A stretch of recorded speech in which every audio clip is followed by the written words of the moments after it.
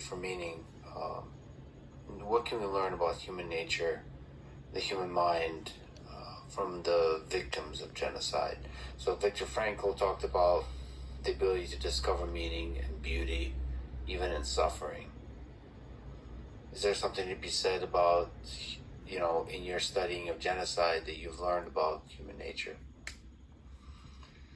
Well, again, I have to say I come out of the study of genocide with a very pessimistic view of human nature. A very pessimistic view. Even on the victim side? Even on the victim side. I mean, the victims will eat their children. Right? Ukrainian case, they have no choice. The victims will rob each other.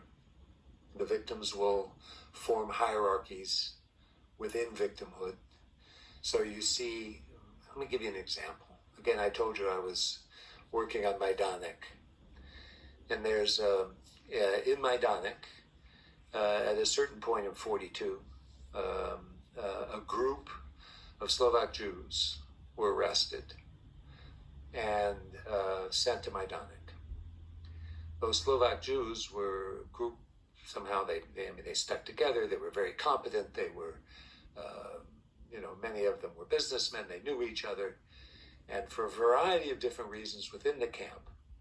And again, this shows you the diversity of the camps, and also, these images of black and white in the camps are not very useful. They ruled the camp.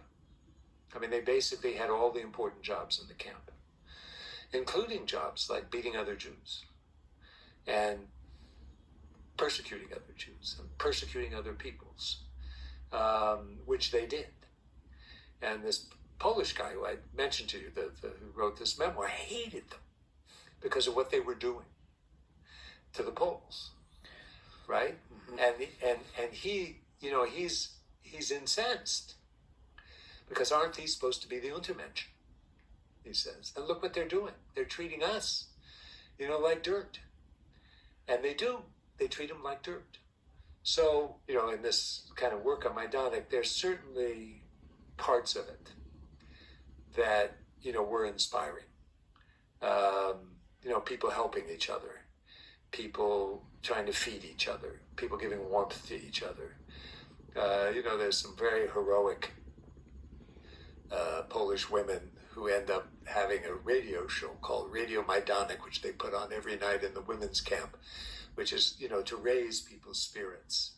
And they, sing songs and do all this kind of stuff, to try to keep themselves from, the horrors that they're experiencing around them.